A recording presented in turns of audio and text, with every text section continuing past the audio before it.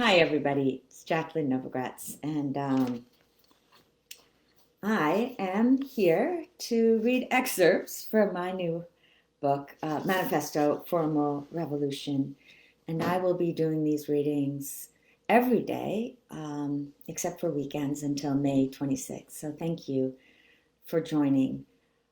I wrote this book, Manifesto for a Moral Revolution, because I believe that our current institutions and systems have run their course, and yet we've not reimagined with what to replace them.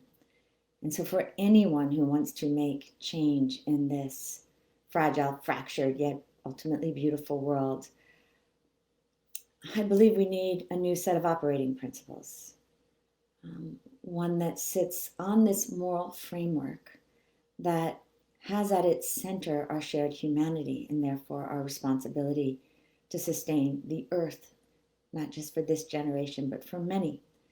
And so by moral, I do not mean a set of rules prescribed from some higher authority, not in an interdependent world. For think about it. If many, many different cultures and faiths and other groups are operating simply from their own constructs, they hold truths which may be in juxtaposition with other truths. And so the moral revolution that I'm talking about is one that's willing to be uncomfortable, navigating these opposing truths and finding ourselves in each other, all in the name of the one immutable, which is human dignity. Again, not just for this generation, but for many. And by revolution, I am not talking about some bottom up nor top down, but a revolution that comes from within. And so it's hard. But if we truly want to be free, not just as individuals, but as a world, we all need to be free. And that's why chapter 9, which is entitled Use the Power of Markets, Don't Be Seduced by Them, is such an important one to me. In the beginning of the book, I really talked about those principles and practices that are needed to imagine the world, the moral imagination, listening, holding opposites in tension, understanding identity. Understanding markets may sound to some like the last thing you want to do, because so many of us have felt fed up with capitalism. And surely we've seen capitalism run amok in many ways. Because on the one hand, capitalism is an amazing listening device. It has enabled us to bring enormous efficiencies and freedoms to the world. And indeed, in the movement that Milton Friedman led in the early 1970s, there was this idea that leaving it to authorities to decide, bureaucrats to decide what was good for us as individuals, often led to suboptimal solutions. And there is great truth in that. And yet if you let the market run its course unbridled, then the question becomes freedom for whom? If indeed the only ones who feel the freedom are shareholders, which is the way our capitalism has started to work, not started, has been working for the last few decades, well then it is shareholder freedom to the exclusion of the earth, the vulnerable, too often employees and even customers. And that's what's got to change. So for anyone to make change, whether an activist or a teacher, we all have to learn how markets work. We have to understand their limitations, and then we have to see them as part of the solution. Once this becomes a tool that you have, solutions are limitless. So, use the power of markets. Don't be seduced by them. A plea for nuance. That's not in the title. I just added that. When I started Acumen in 2001, many prospective donors insisted we should be a for-profit fund. We were investing patient capital in mostly for-profit companies, they reasoned. If we used philanthropy to support for-profit investments, we would muddy the waters. At the same time, some nonprofit leaders flatly rejected out of hand that we would use business as a tool for change. After a talk I gave in Bangladesh during Acumen's early days, an earnest young person accused me of being a rapacious venture capitalist, earning money off the backs of the poor. That hurt. But as I have learned, making all sides uncomfortable can be a signal that you're onto something. I hear echoes of a similar conversation between generations. The older generation, especially those who lived in state-dominated economies, like those in Eastern Europe, China, Russia, India, and large parts of Africa, remember lives of limited choices and opportunities and tend to favor free markets. The younger generation, who experienced the financial crisis of 2008, a calamity fueled by unbridled greed, convincingly points to the ravages of capitalism, inequality, divisiveness, climate change. Each group clings to its own version of reality. Let me make a plea for nuance. On the one hand, markets, the part of the economy that fulfills the needs of customers with products and services provided by businesses, have a fundamental role to play in healthy societies. At their best, markets efficiently allocate resources to meet the greatest demand. As long as individuals have access to them, markets give people control over their own lives rather than leaving them to the whims of government or charitable benefactors. Think of the massive emergence from poverty over the past 30 years, 1 billion people around the world supported by the opening of markets, along with interventions such as better healthcare and education. On the other hand, if markets enable individual freedom, they also create inequality. Unchecked, capitalism overlooks or exploits those who cannot afford to pay, insufficiently considers the well-being of employees, and does not integrate onto balance sheets the cost of poorly utilizing Earth's precious resources. The result is a profoundly unequal society in which the wealthiest feel above the system and the poorest feel left out altogether. In other words, capitalism without restraint is not good for any of us. Moreover, when certain groups are barred from markets because of politics or prejudice, they can't fully participate in society. Remember Vimmel, whose community was denied the opportunity to purchase a satellite dish for their televisions until he and his friends fought to be served? They weren't asking for favors, only access to markets as a form of freedom. Knowing how to use and build markets is one of the most powerful tools we have for solving our problems.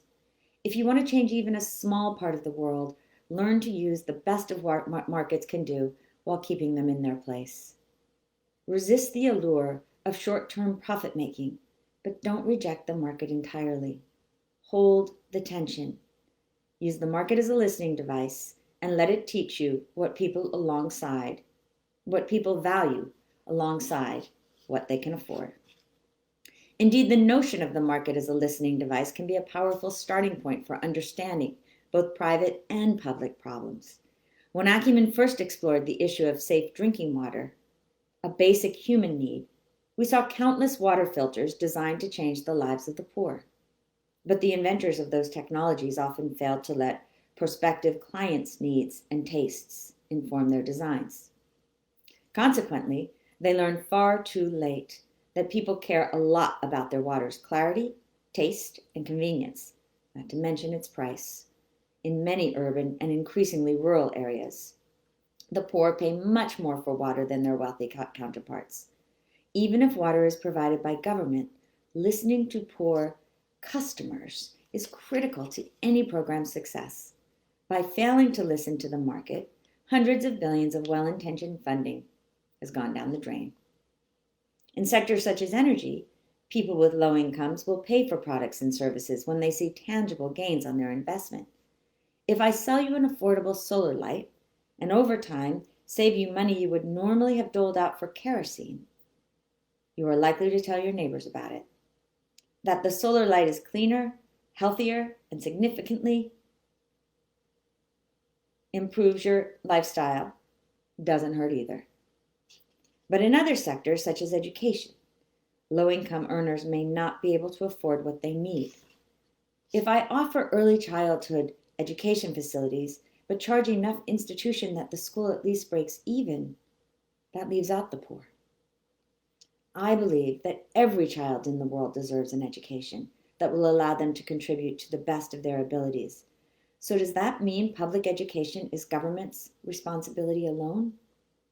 I used to confidently assert that the only way to enable fair opportunity to all children was to insist on public education for all. Until I visited scores of schools in India and Pakistan. Their government-financed public schools are riddled with bureaucracy and corruption. Classrooms tend to be run down and equipped with broken furniture or no furniture at all. And for the most part, neither teachers nor students show up for class. As a result, in Pakistan, 40% of low-income parents send their children to private schools. Low-income parents hungering to educate their children are willing to struggle and pay mightily for a better chance. While we might demand that governments improve the quality of education for all children, and we should, how do we again hold the tension and use markets to build alternative models that serve the poor a high-quality product? By listening to the market, social entrepreneurs can identify what parents can afford to pay and then define the gap between that amount and the actual cost of delivering quality services. In the short term, philanthropy might fill that gap. But in the longer term, the only way to rectify the situation is for government to step in. Let's stand back from economic ideologies and start with the human problem we want to solve. We need a full understanding of the problem from the perspective of all stakeholders.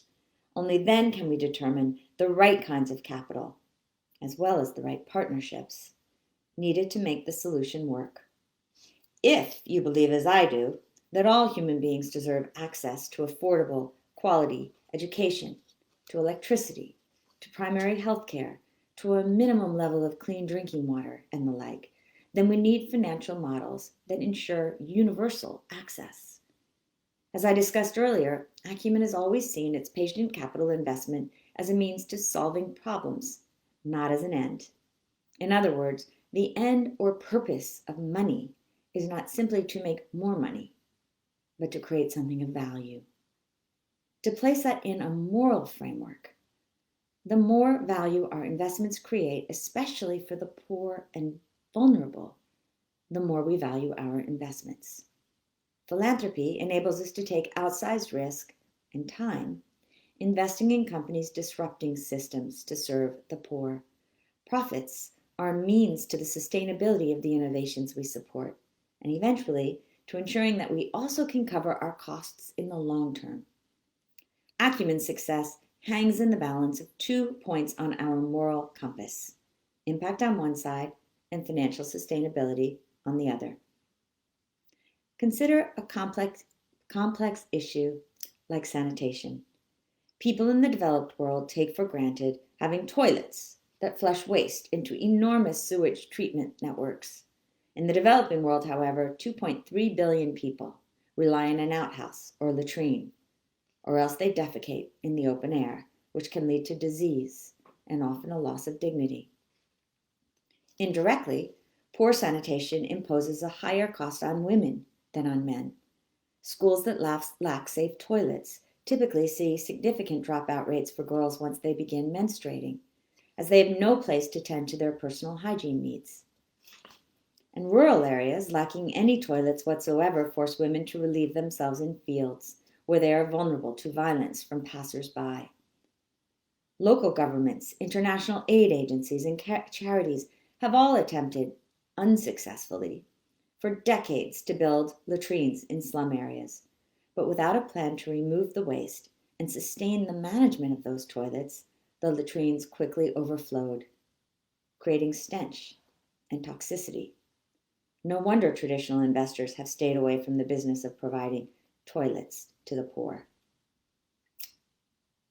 Solving such a complicated problem for 1/3 of the world's population could seem overwhelming, but not to David Auerbach, Lindsay Stradley, and Ani Vallabhaneni, students who met at MIT's Sloan School of Management as graduate students and went on to found Sanergy. The three had each lived and worked in low-income communities, and they understood the connections between poor sanitation and diarrhea, cholera, and other waterborne diseases in slum areas especially. The Sanergy founders were agnostic as to whether to take a for-profit or non-profit approach to the problem. What mattered was solving it.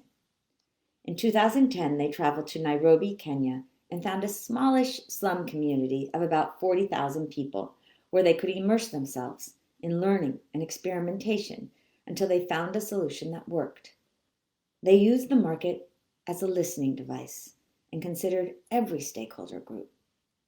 Mukuru, like the rest of Nairobi slums, was known for flying toilets, the practice of defecating on paper inside one's home and then tossing the bundles on the rooftops outside.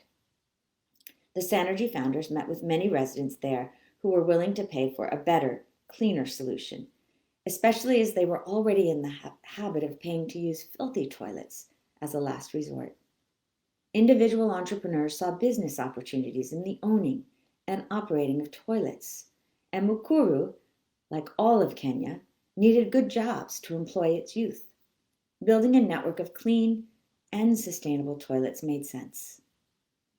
But before Sanergy could begin operating, the team needed to find local entrepreneurs willing to extend trust to 3 foreigners who had not yet proven their business model. We just kept showing up, co-founder Lindsay Stradley explained. For weeks, we would go into slums and talk to people until we made it clear we weren't going anywhere. The problem of waste had gotten out of control in Mukuru, so people were desperate to find a new solution. Plus, the entrepreneurs we connected with saw a business opportunity for themselves that also would do good for the community. Sanergy's business model seeks to create value out of waste. The company manufactures toilets and sells them to entrepreneurs or franchisees for about $500 per toilet, a cost financed mostly via microloans. Sanergy employees then collect the waste from the entrepreneurs on a daily basis and compost it. In the early years, the founders lacked an answer to one of the biggest questions: what to do with the waste once it's collected. Might the government and others eventually come to see it as a resource rather than simply a cost? That would depend on whether the company was able to turn the waste into fertilizer that met health standards and that local farmers would purchase. The team would gain insights only by starting. The founders correctly assumed the franchisees would repay their loans on the toilets with proceeds from their customers. Still, as it turned out, Sanergy needed both grants and loans before they could build a whole system to move waste effectively. They used grants to advertise their new service to local residents and for research into how best to compost and convert the waste into usable, saleable products. I visited Sanergy slums in Mukuru on a Sunday afternoon in October 2015. The slum's narrow entry road was lined with tarpaulin-covered kiosks, crammed willy-nilly. Alleyways snaked between rickety houses made of mud, with open sewers running alongside. Lines of colorful laundry hung among the houses like prayer flags, and children were dressed in their finest clothing from a morning spent at church. A little girl reminded me of a princess from a Velázquez painting, her delicate hand daintily holding up her long, silky, scalloped blue skirt to avoid it becoming soiled. Lindsay Stradley met me at Sanergy's small but lively office, which was filled with young people from around the world. She had just had her first child, but still came daily to the office to meet with local entrepreneurs, solve problems with them, and grow the business. To show me Sanergy's business in action, she led me out of the office, striding in front of me through the muddy streets, wearing jeans and bright yellow rubber boots, a huge smile on her face, clearly in her element. We stopped in front of one of the toilet kiosks to meet Leah Gachanga, a square-jawed businesswoman with small, soft brown eyes. A colorful scarf was wrapped around her head. Leah proudly told me that she had already grown her enterprise from 1 to 3 toilets, netting about $5 per day, on top of what she and her husband earned running a clothing store. Lindsay and I stood outside the bright blue toilet units with Fresh Life, Sanergy's local brand, painted in yellow on the sides. Just outside the units, Leah had set up a vanity station, complete with a mirror and washing stand. Like all Fresh Light agents, she charged about 5 cents per use for adults, 2 cents for children. She took care to clean the toilet after each customer left, and each day young men in Fresh Life uniforms arrived to collect the waste in sealed containers, leaving the toilets fresh and odorless. Leah relayed how much she loved contributing to her community. Before Sanergy, she told me, there was so much human waste right outside our houses. We would walk home, especially in the rainy season, and mud would rise so high that your boots became covered in an awful mix. Now the pathways are clean. Disease has fallen. I am helping to make my community cleaner, and that makes me proud. Moreover, her efforts have changed the prospects for her family. My customers have provided me with enough income to buy a home and educate my children in good schools. Fresh Life, she said, is good for all of us. Lindsay and I continued walking along alleyways to the composting unit. Though Sanergy has been operating for several years by then and had seen significant interest from local farmers in its fertilizer, the company still lacked the European equivalent of FDA approval, verifying that the product met health standards. When approved, the fertilizer delivery service would create good jobs and play a vital role in the community's health, culture, and business environment. Lindsay, David, and Ani had focused maniacally on building a sustainable company that could solve a critical problem and over the long term provide a positive return to shareholders. But what they needed at that moment were patient investors who shared their values and aspirations. Though many loved the vision, most investors still wanted proof of the company's profitability before they would consider making a bet on Sanergy. The proof would come only later, making it all the more critical for the Sanergy founders to find investors who understood markets, yet were willing to experiment and learn what it would take to build a sustainable, impactful model for change. For patient investors, Sanergy's impact is significant. By March 2019, Sanergy had sold more than 2,500 toilets to local entrepreneurs, created more than 2,750 jobs, and provided affordable, hygienic sanitation services to more than 100,000 people, removing in excess of 6,000 tons of waste each year. That's about 600 big dump trucks full of human waste, which is composted and converted into organic fertilizer before being sold to commercial and smallholder farms. Major corporations interested in selling organic food products recently expressed interest in the fertilizer, which would bring the company's supply chain full circle. Mukuru has been the main beneficiary of Sanergy's work. Disease rates have fallen, and education rates for adolescent girls have risen, as young women now have safe, private toilets to use at school. Community members feel a deep sense of pride in their homes, a benefit that matters, even if it's not always easy to measure.